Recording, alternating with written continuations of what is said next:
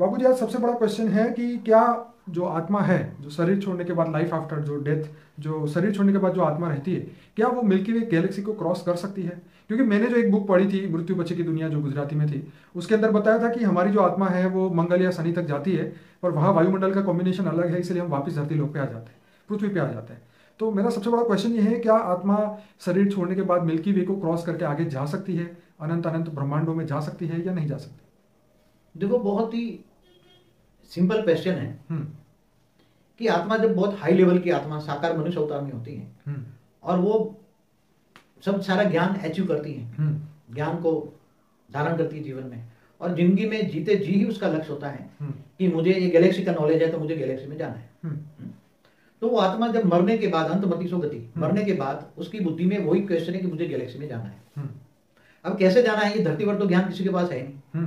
मरने के बाद जब सूक्ष्म अवतन में जाती है, सूक्ष्म जगत की दुनिया में, आत्मा तो अजर अविनाशी है, इसलिए आत्मा के साथ 3 तत्वों का शरीर है। सूक्ष्म शरीर माना 3 तत्व, आकाश, वायु और अग्नि।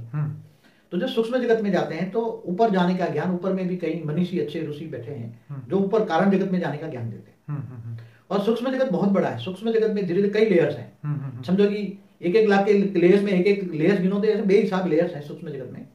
ऐसे गिनते गिनते गिनते जब ये आत्मा सूर्य की ग्रेविटी से बाहर निकलती है, सूर्य की ग्रेविटी मैं समझता हूँ 2-3 हजार करोड़ किलोमीटर तक जाती हैं, तो बहुत उससे भी ऊपर जाती हैं, तो बहुत ऊपर जाती हैं। तो आत्मा के शरीर के अंदर तत्व परिवर्तन होता है, उसका आत्मा का शरीर के अंदर तत्व परिवर्तन होता है, आत्मा में शक्ति आती है। तो धीरे धीरे कई खरब किलोमीटर ऊपर जब जाती है तो उसका कारण जगत में जाती है। कारण जगत बहुत दूर है, हमारे सूर्य की ग्रेविटी से ऊपर सूक्ष्म असली सूक्ष्म ऊपर शुरू होता है। बाबू जी कहते हैं कारण जगत में जाकर फिर जब ये परम धाम में निराकार बन जाए, शरीर खत्म हो जाता है, शरीर रहता नहीं, आत्मा निराकार बन जाती है।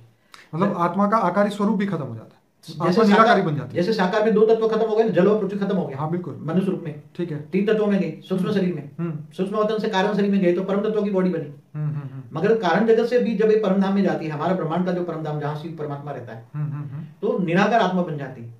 आत्मा जब निराकार बनती है तब उसको मिल्की वे का नॉलेज आता है, तब उसको ज्ञान स्वरूप बन जाती है। आत्मा क्या बनती है? ज्ञान स्वरूप, उसको ज्ञान होता है, सारी मिल्की महाशिव का ज्ञान होता है, मिल्की वे का ज्ञान होता है, मिल्की वे में कैसे जाना है। पर ये तो सब आत्मा तो नहीं जा सकती ना, अगर किसी को ज्ञान में इंटरेस्ट ही ना हो तो क्या करेगा वो? मगर ऐसा कौन सोचता है धरती पर? कौन सोचने वाला ही है? हम तो सोचते हैं ना ऐसा। तो जो सोचोगे वो बनोगे, एक साइंस का भी नियम है। तुम जो सोचोगे वो तुम्हारे वाइब्रेशन बनेंगे, आत्मा में वही संकल्प जाएगा, आत्मा में वही शक्ति आएगी। धीरे धीरे तुम साकारी से आकारी, आकारी से निराकारी बनोगे, परमधाम में जाओगे, तुम्हें ज्ञान स्वरूप बनोगे, मिल्की वे में जाने का ज्ञान आएगा, आत्मा में शक्ति आएगी, आत्मा परम लाइट की हो जाएगी, तुम पर ब्रह्म, तुम खुद ही शिव समान बन गए, तुम जीव से शिव बन गए।